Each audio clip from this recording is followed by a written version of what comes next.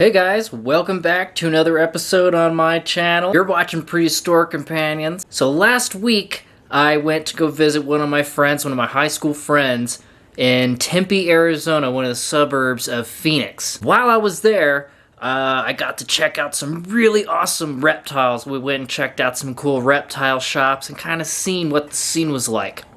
That was so awesome, and I really didn't want to leave. I had such a great time, so I want to give my friends back there a huge shout out. One more shout out, Miguel, Cassie, Alex, Kayla. You guys rock. So I'm back here in Glenwood Springs, Colorado. I got my boy Philo here. We're hanging out. We got Aussie up here, perching up there. Philo, where you going? So in today's episode, we're just going to tend to my little zoo. I'm going to take care of my roaches back here. We're going to get them cleaned up. We're going to get them fed. We're going to get the snakes fed. Get their water bowls all cleaned up. We're just going to have fun today taking care of some animals.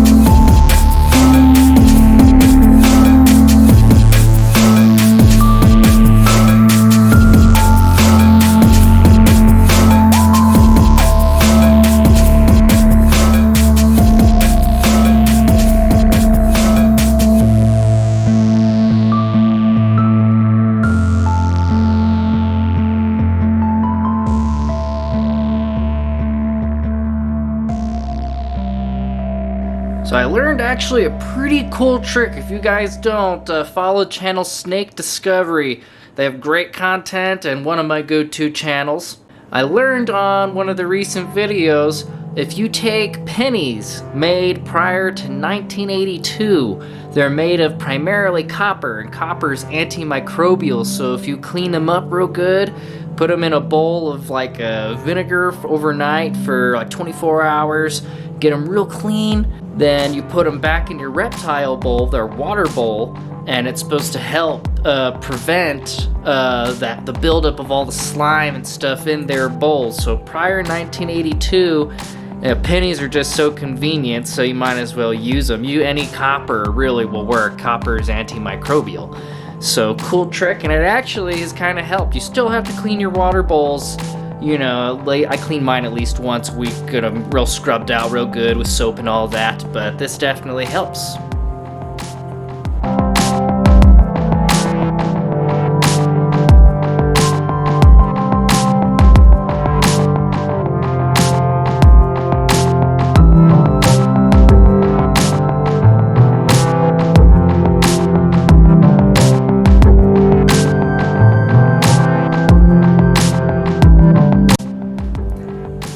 guys, check this out. So I came back to always a great surprise, a nice brand new shed. My boa constrictor linguini provided me with a nice clean full shed. You always want your snakes, if your snake sheds are not coming off in one full piece like this, their humidity is wrong and need to make adjustments to that.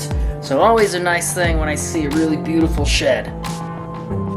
So just to give you an idea what my philosophy was between the Reptera 1.0 and what 2.0 being the dream animals.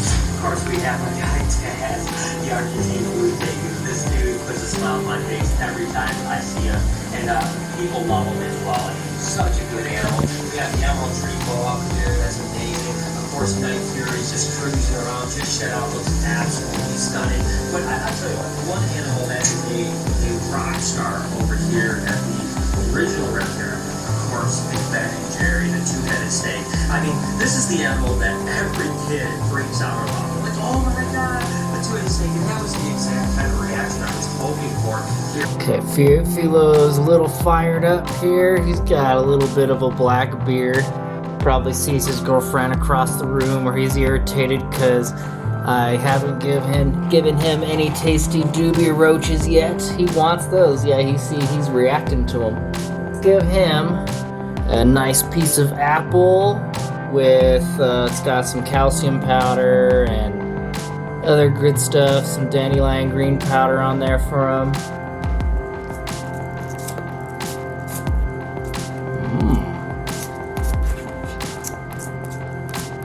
There we go. An apple a day keeps the vet away, Philo. Remember that.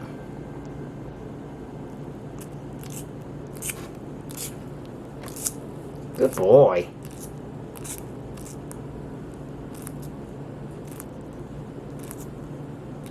Oh. How about we get some yellow squash?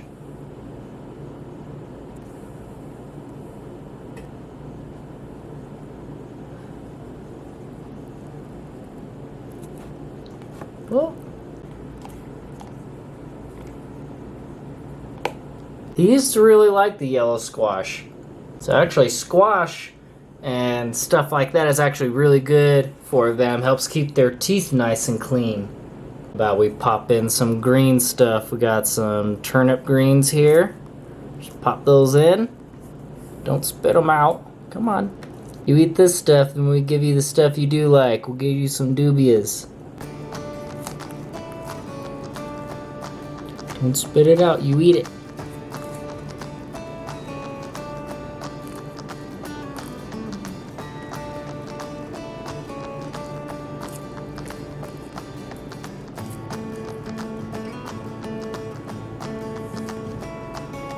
Alright, we'll stop teasing this guy and give him some dubias.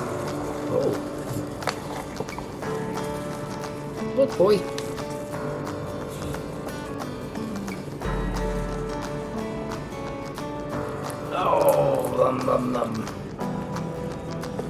See if he'll climb in the cup here. Ooh.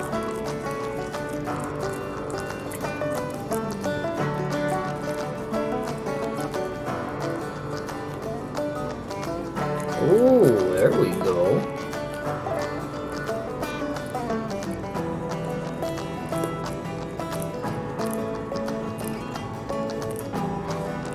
Okay, now we got our girl Aussie, and we'll see how hungry she is. We'll give her the same treatment as Philo. We got some tender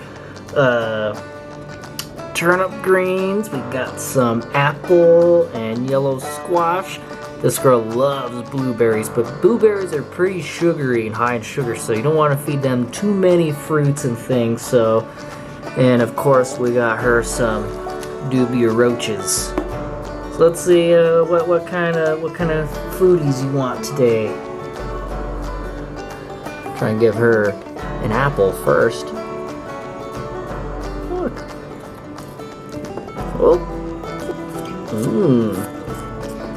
Yeah, I'd say she likes that apple.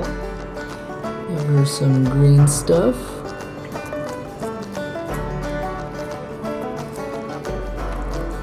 And do this without getting your fingers bit. About some yellow squash, huh?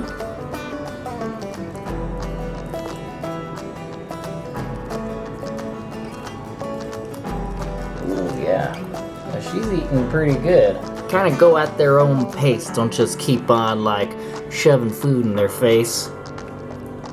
But definitely try to, since these guys are so finicky, all they really want to eat is their bugs. So I try to give them supplementation and spend some time like this with them a couple times a week, at least twice a week.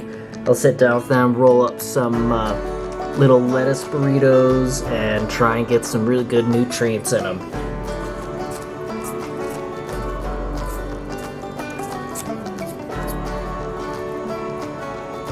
You want some roaches?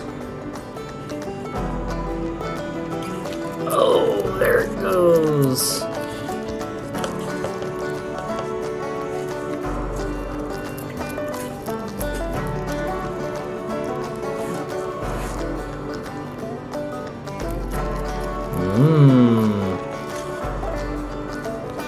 There's a big one. There's a big, oh!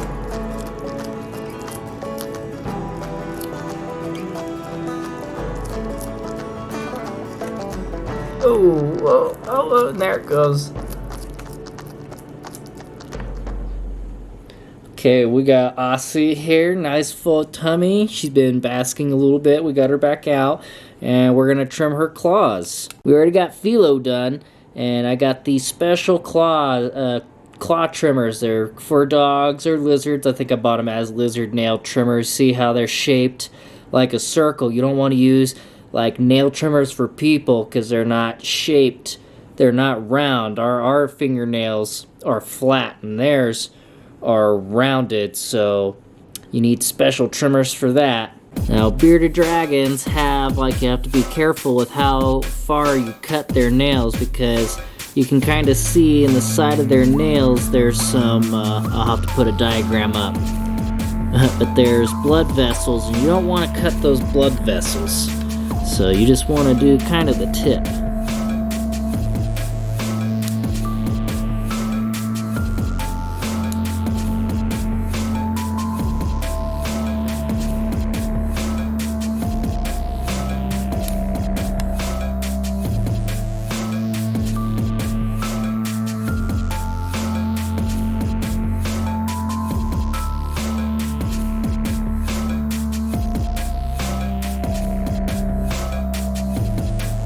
So every now and then you'll want to need to trim up your bearded dragon's fingernails just so it makes the interaction, holding and interacting with your animal, a little bit more enjoyable.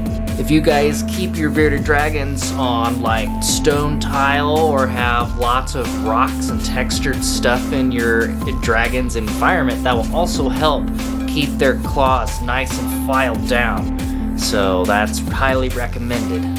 Alright, so we'll wrap up today's video with my girl Cleo here. This is my citrus pastel female royal python, ball python. She's amazing. She's got a sweet personality. Didn't feed her today, or what was it? This weekend actually.